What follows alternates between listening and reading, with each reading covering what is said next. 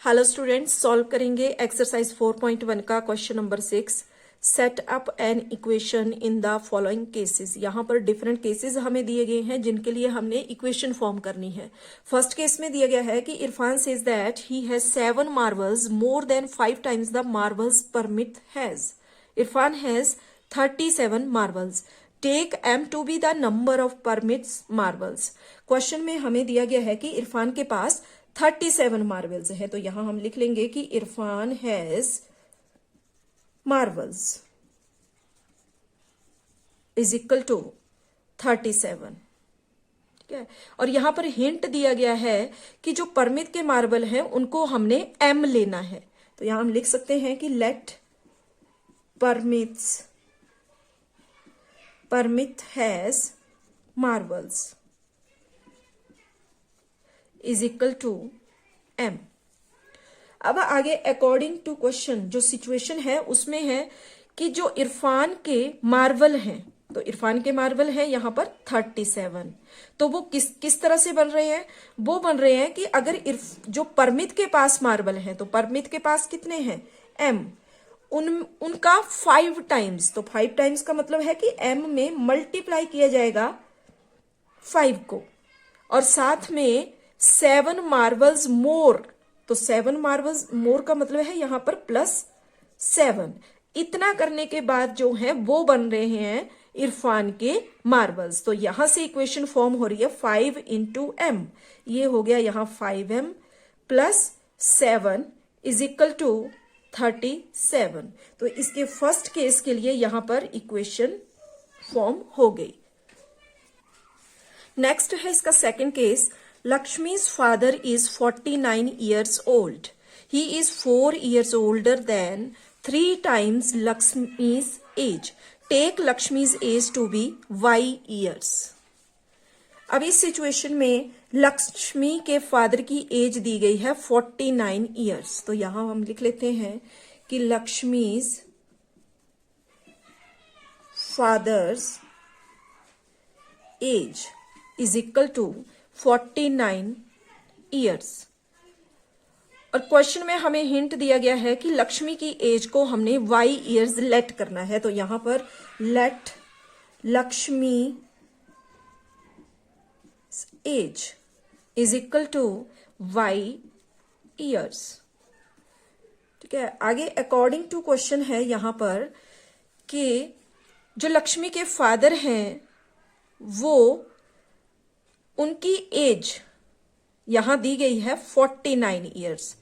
तो ये 49 ईयर्स किस तरह से कि अगर लक्ष्मी की एज में, लक्ष्मी की एज है y, तो लक्ष्मी की एज में 3 टाइम्स, यहां लिखा है 3 टाइम्स लक्ष्मीज एज, तो लक्ष्मी की एज हो गई y, तो y में 3 टाइम्स का मतलब है 3 मल्टीप्लाई, लक्ष्मी की एज में 3 मल्टीप्लाई, और इसके साथ यहां बोला he is 4 years older than, तो 4 years older than 3 times Lakshmi's age, तो 3 टाइम्स लक्ष्मीज एज प्लस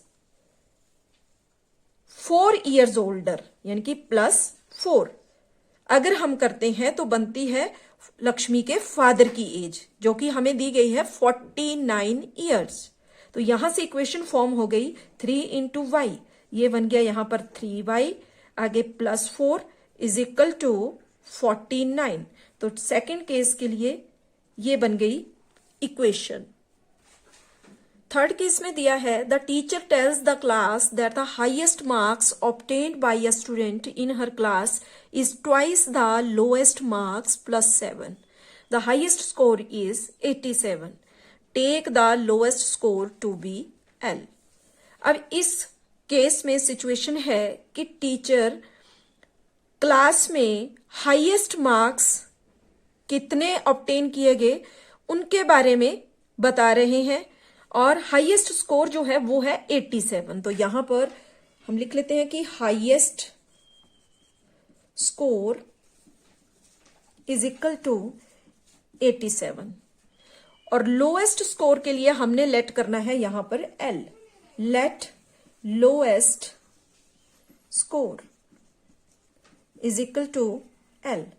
अब आगे अकॉर्डिंग टू क्वेश्चन कि ये जो हाईएस्ट स्कोर है जो कि है 87, ये किस तरह से बन रहा है?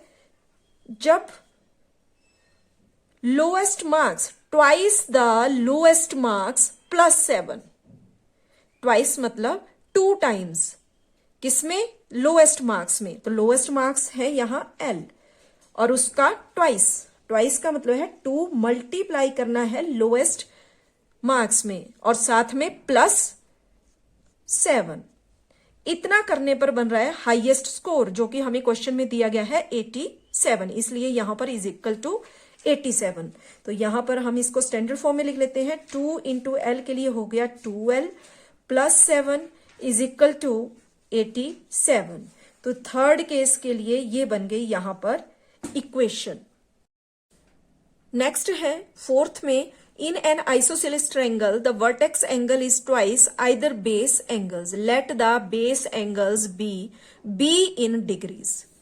अब यहां पर एक आइसोसेलेस ट्रायंगल दी है। आइसोसेलेस ट्रायंगल्स हम जानते हैं जिसमें 2 साइड्स इक्वल होती हैं, उसे हम आइसोसेलेस ट्रायंगल कहते हैं। और दूसरा हम ये जानते हैं कि एंगल ट्रायंगल में 3 एंगल्स होंगे और तीनों एंगल का सम 180 डिग्री होता है। ठीक है, तो यहां पर हमने लेट करना है कि let the base angle is equal to b degree. ठीक है, और अकॉर्डिंग टू क्वेश्चन कि जो वर्टेक्स एंगल है वो ट्वाइस है, डबल है बेस एंगल की। ठीक है, तो बेस एंगल के लिए हमने यहां लेट किया बी, तो बी प्लस आइसोसेलेस ट्रायंगल है बी प्लस बी, 2 एंगल तो हो गए बी। और वर्टेक्स एंगल जो है वो ट्वाइस है, 2 टाइम्स है बेस एंगल का, तो 2 मल्टीप्लाई बी। और तीनों एंगल का सम हम जानते हैं ट्रायंगल में तीनों एंगल का सम होता है 180 डिग्री के इक्वल।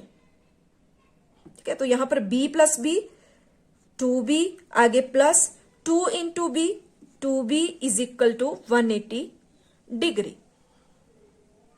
ठीक है, यहां हम लिख सकते हैं कि क्वेश्चन में भी हमें दिया गया है sum of angles of a triangle is 180 degree. तो यहां पर 2b प्लस 2b ये हो गया 4b is equal to 180 degree. तो ये बन गई इक्वेशन।